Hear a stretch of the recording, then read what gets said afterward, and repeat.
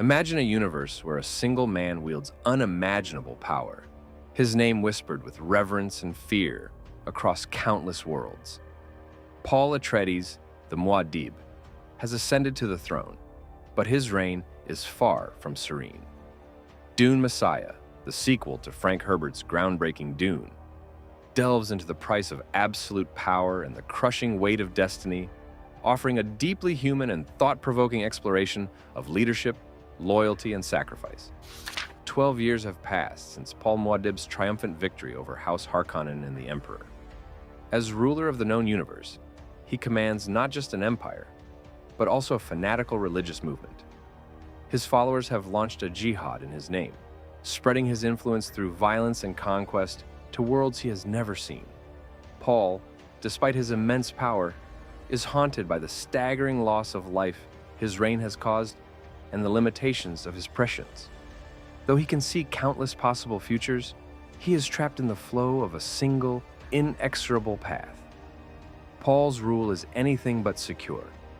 Political conspiracies simmer within and outside his empire. The Bene Gesserit Sisterhood, the Spacing Guild, and the Tleilaxu form an uneasy alliance, seeking to overthrow him.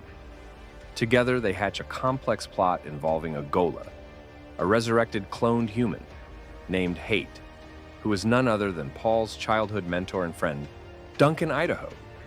Hate is sent as both a psychological weapon and a pawn, his memories erased, but his loyalty subtly programmed to undermine Paul's emotional stability. At the heart of Paul's personal turmoil lies his love for Chani, his Fremen concubine. Though deeply devoted to her, Paul is politically bound to Princess Irulan, the daughter of the deposed emperor. Irulan, frustrated by her inability to bear Paul's heir and ensure her place in history, secretly collaborates with Paul's enemies. Meanwhile, Chani's inability to conceive drives her to consider taking dangerous fertility drugs, intensifying Paul's guilt over the sacrifices demanded by his position. The conspirators' plans take shape as Hate begins to destabilize Paul emotionally.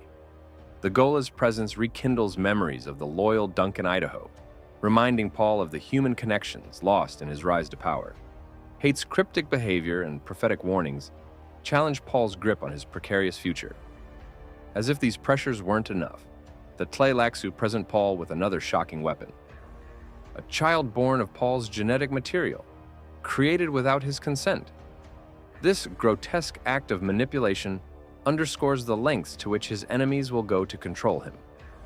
Paul's prescient visions reveal the dark future awaiting his empire, one where his power will inevitably lead to either his destruction or that of the human race.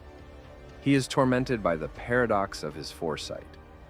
Though he can see the paths to avoid catastrophe, they all demand unbearable personal sacrifices. Paul's choices are further complicated by his increasing awareness of his own mythos. He knows that the Muad'Dib legend has taken on a life of its own, eclipsing the real man and binding him to a role he no longer wishes to play. As the conspirators tighten their grip, Paul suffers a devastating blow. Chani becomes pregnant but dies during childbirth, leaving Paul shattered. In her final moments, she gives birth to twins, Leto II and Ganima, whose potential surpasses even Paul's. Their arrival signals hope, but also an even more complex destiny for the Atreides lineage.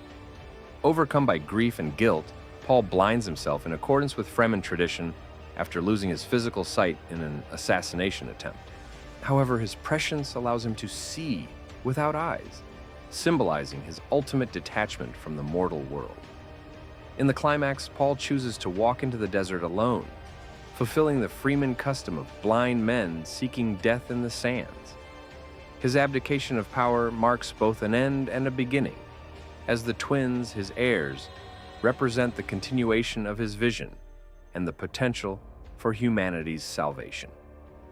Paul's departure is a poignant reminder of the sacrifices required of leaders and the weight of choosing the greater good over personal desires. Dune Messiah is a masterful tale of power, loss, and the intricate dance of politics and religion. Through Paul Atreides' journey, Frank Herbert invites readers to ponder the nature of heroism, and the moral complexities of leadership. It is a story of a man who, despite his godlike abilities, remains deeply human, flawed, vulnerable, and ultimately tragic. For fans of Dune, this sequel is both a continuation of the epic saga and a deeply introspective exploration of the costs of empire and destiny.